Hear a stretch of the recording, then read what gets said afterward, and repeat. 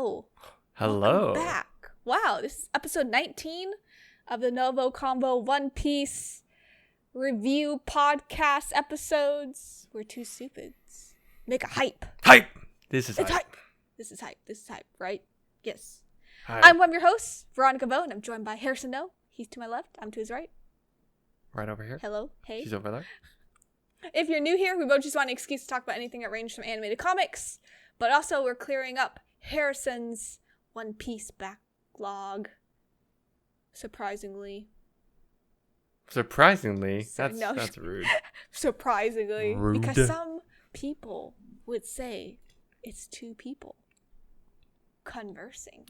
Like NgoVo Convo and NgoVo Convo, but right Wow. above my head. Absolutely. Genius. Right there. You can watch every episode on YouTube or listen to it as a podcast by searching NgoVo Convo on your podcast service of choice.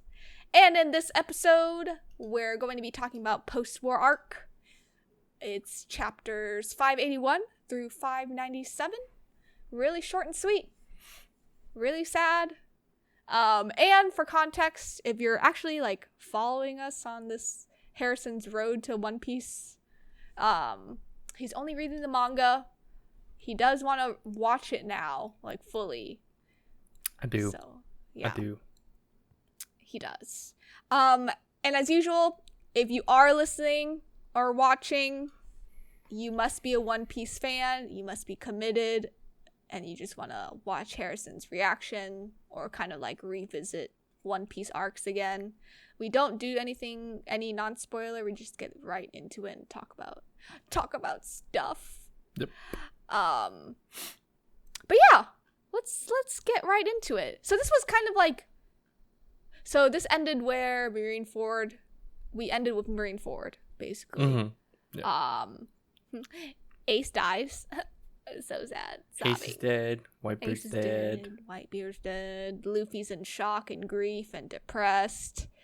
What a But yeah, so as usual, post-war arc, the war has ended. And so now this is kind of like a unique situation, right? Because Luffy's alive with Jinbei. They're on Amazon Lily, your favorite place to be at. Hell yeah. Yeah. And you have been curious about Doflamingo. Mm-hmm. There's a little clip about Doflamingo. He's trying to kill another warlord, Moria. Moria. Yeah. Yeah. How did you feel about that? Because there was a little bit of a twisted twist. I was not surprised because so Don Flamingo like already seems like he's unhinged and he's like ready for things to go down. Like Yeah. he's like, let it happen. It's fine. Yeah. So, what was the twist? Just to make sure. Well, the order was not from the government, Right. remember? It was From, like, others. a higher Yeah. level. A higher... He's like, how dare you do this? higher He's like, level. oh, but I was told to do this. It's like, Yeah. whoa. Yeah. I feel bad for Moria. I think he got gypped, in my opinion. When I read this panel, I was like, Moria's getting gypped. Yeah. For sure. Yeah. I'm excited for you to see more Doflamingo. I know you're very curious about him. Yes. Super. Very, very curious. But yeah, this is basically like a flashback to Luffy's childhood. Growing up, basically. How did you like the relationship that Garp and baby Luffy had? Little Luffy. It's so funny, but it's adorable, but funny at the same time. Remember, there's like an earlier arc where Luffy met up with Garp. Like, everyone found out that Garp's his grandpa. Yep. And Luffy's like, well, he left me in the jungle. He left me in this hole. He left me in this well. Like, he just left me for dead. And now you're kind of like seeing it. And he's just like this little like kid. And you're like, oh God, he's been through. But it only happened because he ate the devil fruit, right? After. Yeah. That's when Garp was like, all right, it's time to train you, I guess. Yeah. And at this time, the flashback, Luffy's 7. Mm-hmm. So he has to live with his like foster mom, basically. Daden. How did you like their dynamic? It's funny. It's really funny because it's like she's only doing it because Garp is letting them like live essentially, or like being free, quote unquote. Because they're bandits. Because they're bandits in that city, yeah. So he's like, this is how he keeps them in line, and he's a handful. This is where you see that Ace. This is where Luffy and Ace meet for the first time, right? Yeah. And you can tell like he's already Luffy's handful 7, too. Ace is 10. So Ace is about 3 years older. Yeah. But Luffy's just like kind of just going with the flow, even as a kid. I feel like he had no awareness of danger. No.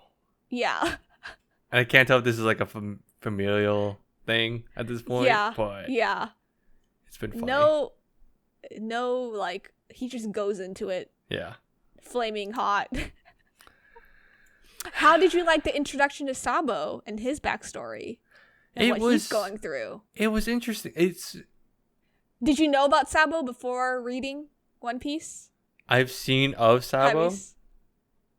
Okay. I just saw like the kid, like him with Ace, like so I've seen the clips of when they were kids. Okay. So I knew of him. I just didn't know. I just saw clips and I'm like, okay, cool. I don't know who this kid is. This little kid is. Okay. Yeah. Just to let you know, Sabo's Japanese voice actor is Naruto. And you could hear it when you watch it. Dang, okay.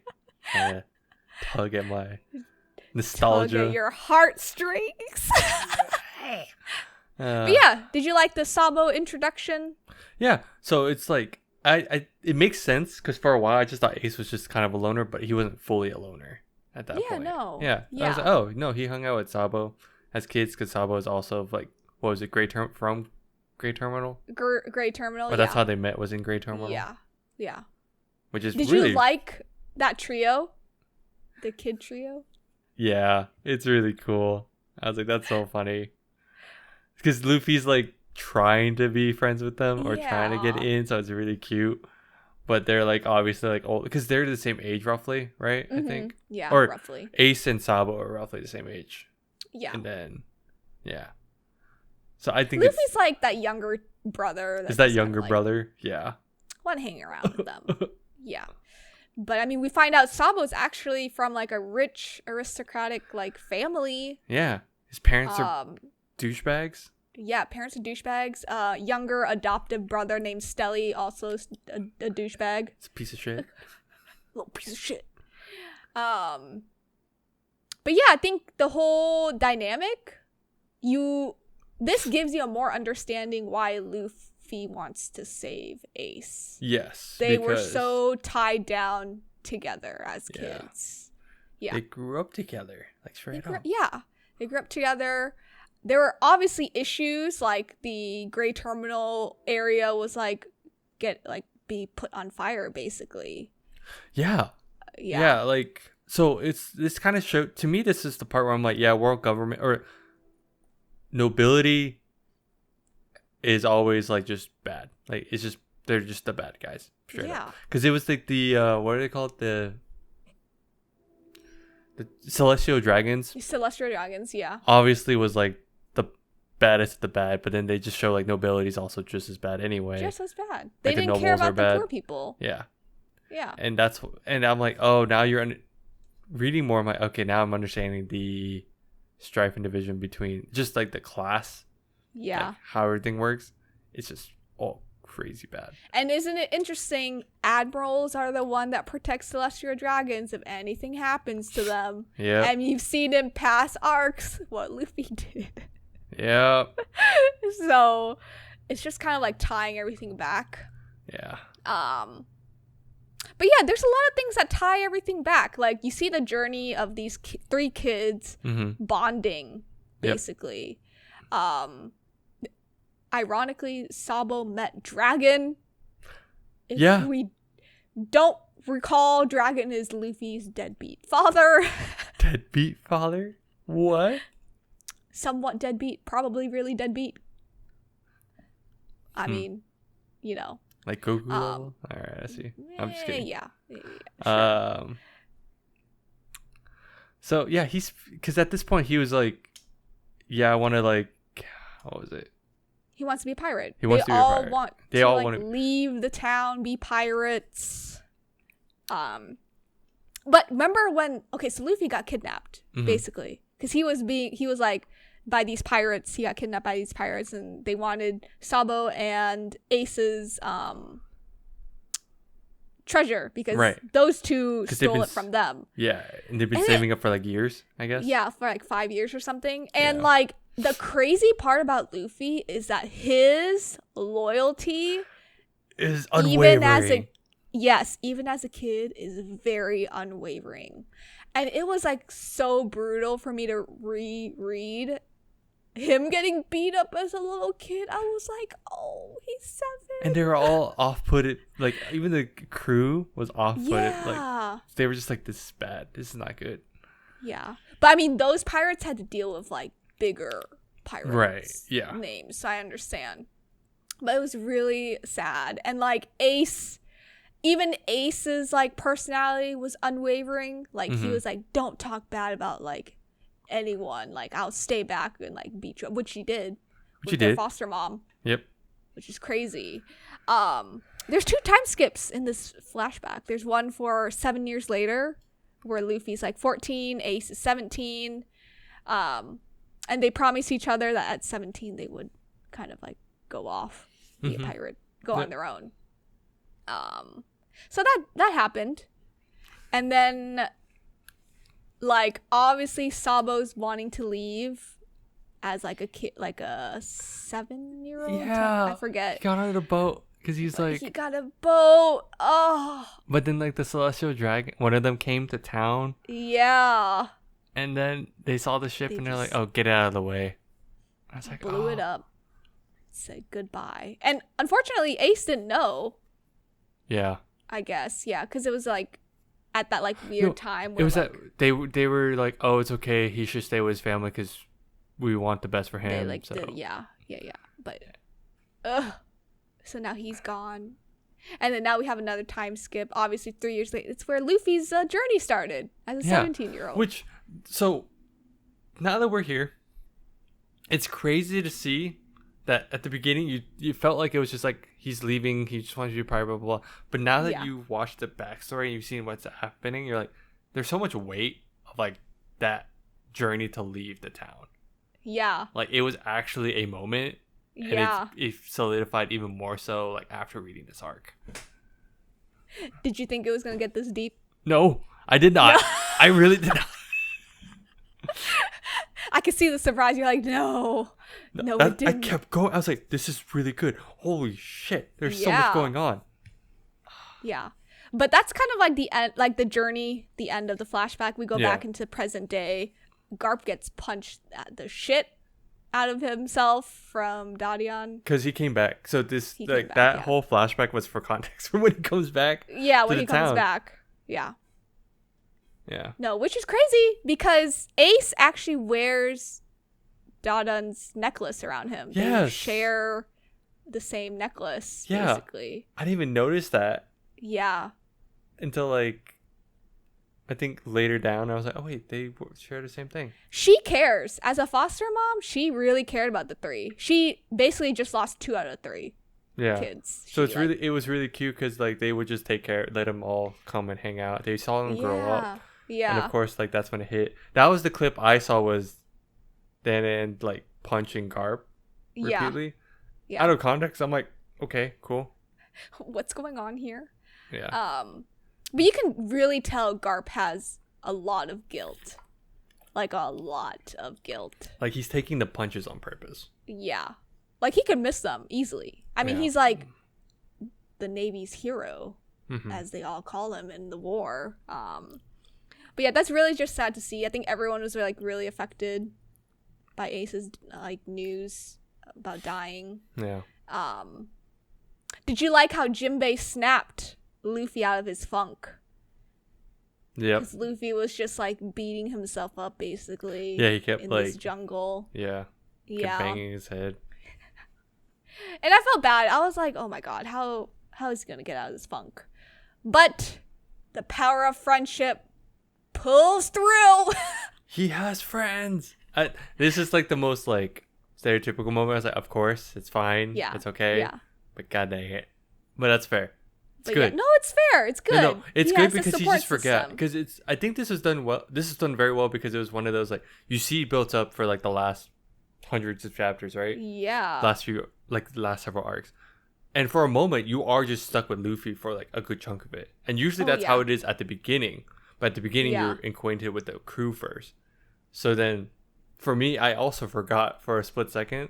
I knew that about he had a crew. Straw Hats. I knew he had a crew, but it was just like it didn't click until Jinbei like mentioned it, and then even Luffy's like, "I still have friends." I'm like, Yeah. "You still have friends, yes." Yeah. Yes, you do.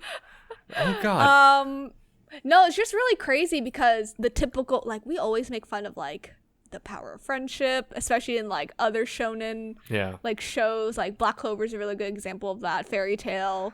Yeah. But like I feel like here in One Piece, I think Oda, what he does, even when you don't see the crew and you only see Luffy for a couple of arcs, like he's by himself, you forget about it until that moment. And I think at that panel, we were all, as the audience with Luffy, we're like, oh, yes, this is so true. So true.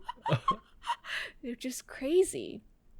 Because Rayleigh swims to the Amazon lily. Swims.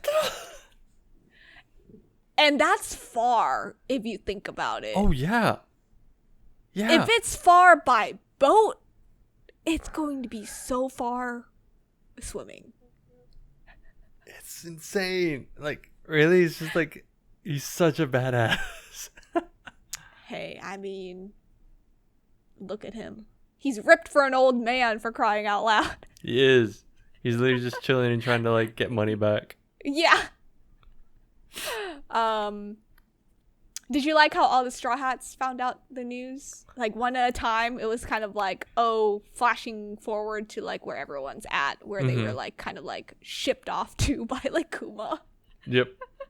It was nice because it kind of gives give us an idea of where they're at now, like what they're doing. Yeah. Because right before Luffy left it, we just got an idea of like, where they were. Yeah. But now we can see like what they've been doing, kind of. Yeah. Yeah. And I think the most interesting part is that Moria's dead. Perona found out that he's dead. Yep. Where Zoro is. And that's where Zoro is. Yep. Ironically. Yep. I think all the crew they're at a place where they're supposed to be for like growth reasons. Yes. Yeah. Sanji's the one where I feel bad the most, in my opinion. No, it's fine. But it's the funniest. It's the funniest. The most ironic. That's why because it's who okay. is he with? Yeah. Who is he with? Mr. Wink Boy. The king of queens. I like how he comes back and he's like, I've arrived.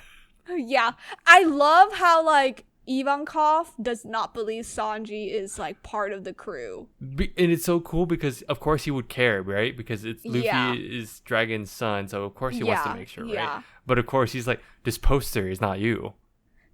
And Sanji's like, no, it's not me, but I'm on the crew. But that is me, but it's not looking like me, I swear. And Ivankov is like, how do I know? You're telling the truth. Beautiful. No, yeah, beautiful. Vankov's just the best. He's the best. Wink power. Wink power. I mean, Garp and Sengoku retire. Yeah. After Marineford. And they're gonna Sengoku recommended oh my god, what's his name? Can't remember all of a sudden. Ice Admiral. No. Akaiji. The Ice Admiral. Yes. Yeah. Sorry. There's another one with an A and I was like, no, that wasn't it. Yeah, screw him. Yeah. Big time. Smoker makes a comeback a little bit, wants to go to New World, G5. Yep. He's waiting. It's like he knows like Luffy's about to have this like power up or something, and he's like, I'm gonna be in the New World and I'm going to wait. I'm gonna wait for him to come. I mean, I feel like the Navy, Luffy put himself on this pedestal with what he did in Marineford. Yep. Because Aokiji, right? Aokiji, yeah. Okay, thank you. I was like, Yeah. Thank you. I mean, Luffy put himself on this. Yep. You know, he actually comes back to Marineford with Rayleigh. They come back to wreak havoc, and they do all this stuff at the in between. Yeah.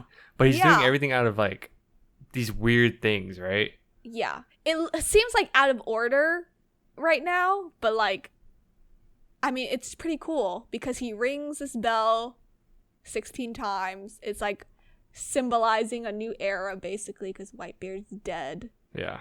He threw a bouquet of flowers over the war wounds. Oh, yeah. Performed the prayer. It was like the whole prayer thing, too. Yeah. Like, And I thought, and it's cool that Luffy did it. Yeah. Not Shanks. Not any of like the rookies, but Luffy. Yeah. Yeah, so that was really cool. The rookie is the rookie. Screw the rookies now. But yeah, and now Luffy's off to train. Yep. With Rayleigh. A good old training arc. The training arc. The training arc has begun. Hockey is something that you've been oh so desperately wanting to know about, and Rayleigh did explain 3 of them. Yes. So I'm going to go over them. So there's like observation hockey, which is like sensing of like opponents or like they're just like surrounding basically. Yeah. There's like arms hockey, which is like this invisible armor. Hard to see in manga, if you want to agree with me on that. Can't. But anime, easy. They do animate it. It's pretty easy to figure out. Yeah. And there's the Supreme Hockey, which is like, interestingly, it's the embodiment of a user's spirit. Which is why when Luffy accidentally used Supreme Color Hockey in Marineford, everyone was so shocked. They're like, him? Yeah. They're just like, so oh they're no. like, oh no. But yeah, we're in the training arc.